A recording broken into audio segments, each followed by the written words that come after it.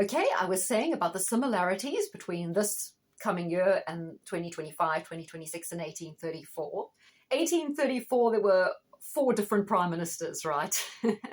So it was turbulent. So maybe we'll see this. Okay, Kemi goes, Keir Starmer goes. Goodness knows anyone who they produce in Labour to overtake Keir is going to be no better. I mean, who we've got, Lammy and Angela Rayner and Rachel Reeves. I mean, they all universally hated. Wes Streeting, who was really kind of putting the knife in the back and agitating to get rid of Starmer just last week. So, who are we going to have?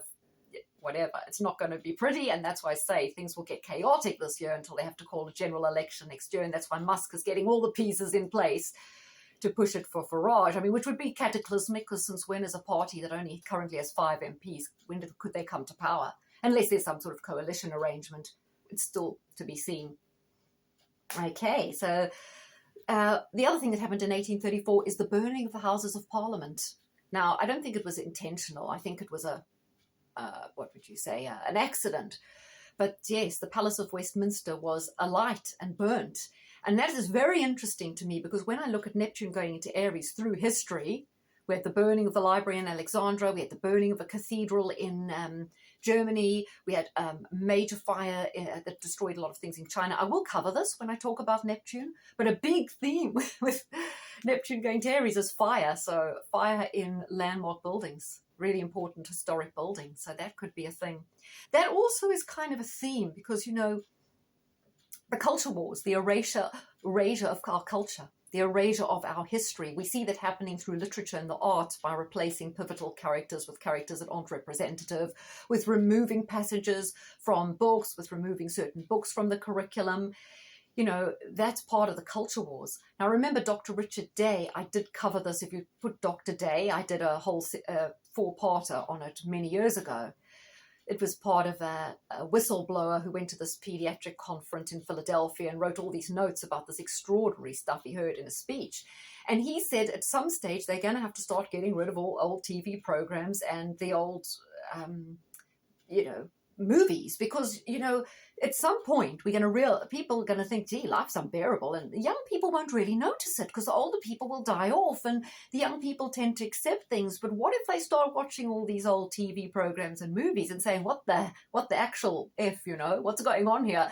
Times were much better. This is horrible. So they're going to have to start getting rid of that, because those are documenting what life used to be like. They provide a valid archive of past experience. So I do think we're going to see more and more of that disappearing. Now, because Pluto in the 5th is activated, I see the theme of children and culture wars. So the culture war is going to hot up. And I'm actually thinking this whole Bonnie Blue OnlyFans girl is part of that, because David Icke says, when someone's nowhere and suddenly they're everywhere, what the hell's going on? And I think that whole thing is a psyop. I know people have said, wouldn't check out that filth, but people have said they've seen the filth. It did happen. It's real. I don't buy it. I don't feel it's real. And the way she's being promoted, even by Candace Owens, etc., says to me there's more to that story. They're trying to project a message, make young British girls just look like slags, to open the door for gang rape. Oh, well, it's not a big deal. People are asking for it. I'm not sure. You can interpolate yourself, but I do feel that that's part of the culture war, this promotion of Bonnie Blue.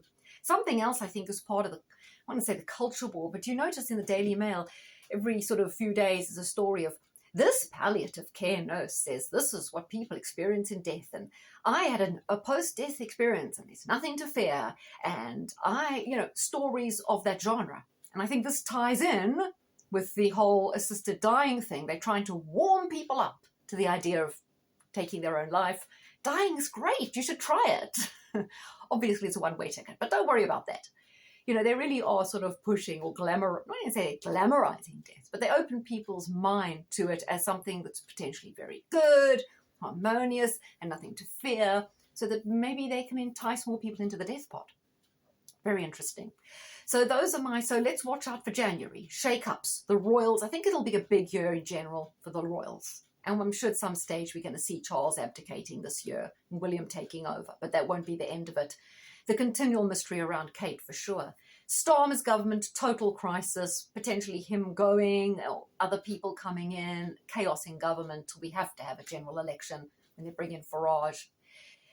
Definitely uptick in the war, not with Ukraine, but I see continuing problems in all the stans, and it might be the UK kind of provoking those as well. Yes, possibly on the financial meltdown, but I didn't do an enormous amount of on that because there weren't as many similarities in other years. The main thing is political upheaval, the potential of people's anger boiling over. And definitely people said, like to my last blog, will people ever wake up and rise up? Well, yes. If it's going to be any time, it's going to be this year in the UK.